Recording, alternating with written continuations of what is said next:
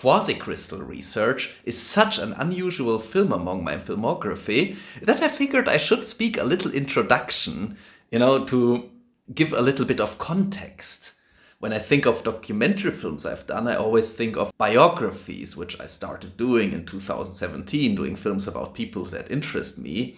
This film here is quite singular in my filmography so far. I shot Quasicrystal Research mostly in fall of 2010. I had just done my feature film Menschenliebe and I did the first few shots for my feature Breakup.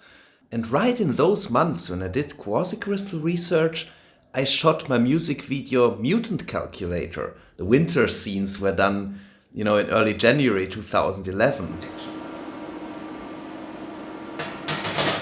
But it was a weird time. I had finished my first feature film, my first big feature film, but it hadn't really been screened at festivals yet. And, it was all a bit strange what would happen next. And in that time I was approached, with a job offer to direct a film for the Second Physics Institute of University of Stuttgart. Professor Bechinger approached me and I took a look at what they're doing with the colloidal quasicrystal research.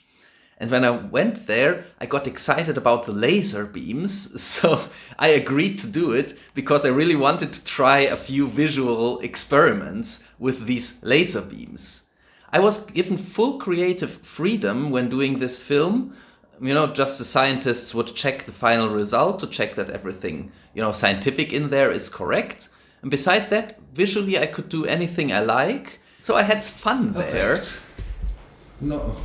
I moved too fast. So I said perfect and moved back. And filming went for a few days and it was very, very exciting to be there, with those protective glasses among the laser beams and talking to, international scientists. That was really something I appreciated a lot.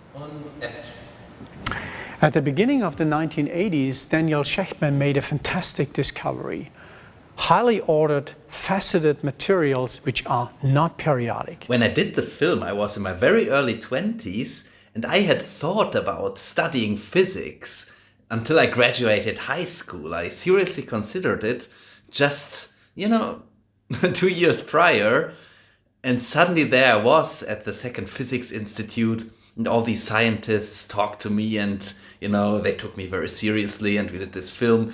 It made me feel very proud, in my early 20s to be there and doing this film with these, renowned scientists.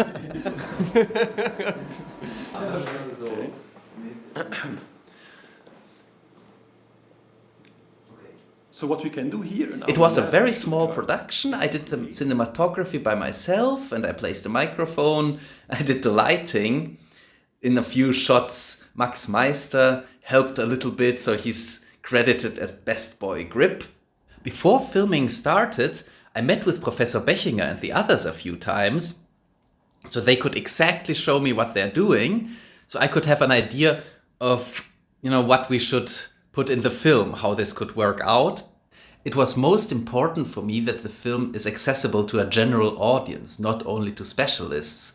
That's why it includes scenes like the one with the cardboard cutouts, where it's very clearly explained how the rotational symmetry works.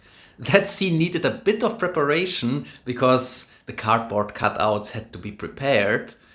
And it was a few days of filming which were very relaxed. I didn't have a screenplay.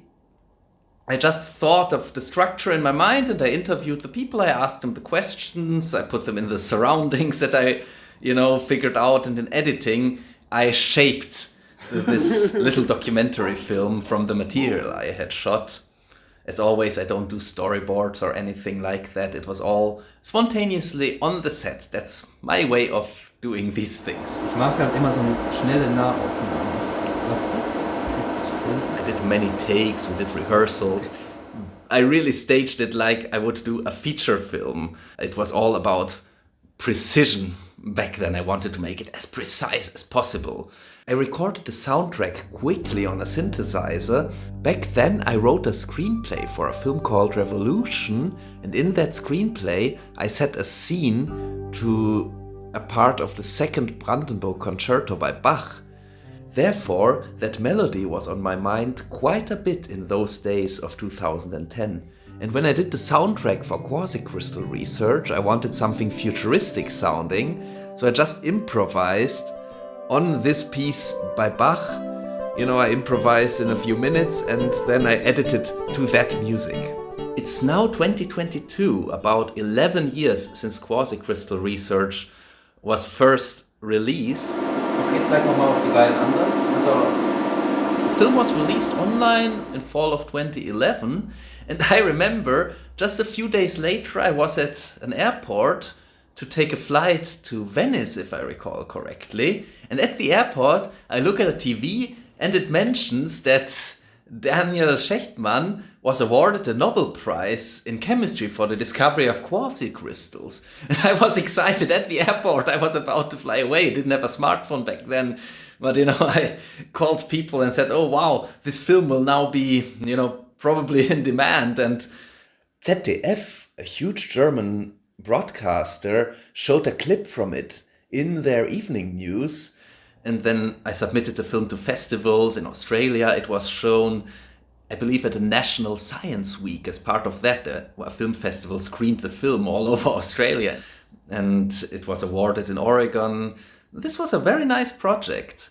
I was influenced in my youth by the music films of Hugo Niebeling, who also did wonderful, very creative industrial films in the 1960s. But when I did Quasicrystal Research, I just knew his music films. And I was delighted and thrilled, when I became friends with Hugo Niebeling after I did Quasicrystal Research. I showed him the film and he talked very positively about it. Dieser Film über Kristalle war ein ganz sachlicher, sehr, sehr gut fotografierter und von den Mitwirkenden im Kommentar sehr, sehr deutlicher und präziser Film. Ein Wirtschaftsfilm bester Tradition und Qualität. Also der hat sicher bei einem Dokumentarfilmfestival gute Chancen. Ich fand ihn sehr, sehr sachlich und gut. Und da verstehe ich ja was von. Ich habe ja eine ganze Reihe Wirtschaftsfilme gemacht. Dankeschön. Ja, das ist wirklich, das kann man wirklich sagen. Das hat mich also sehr beeindruckt. Da sind Sie ein ganz anderer Mensch, nicht? Das sind zwei verschiedene Welten. Diese Spielfilme, die Sie bisher gemacht haben, und das.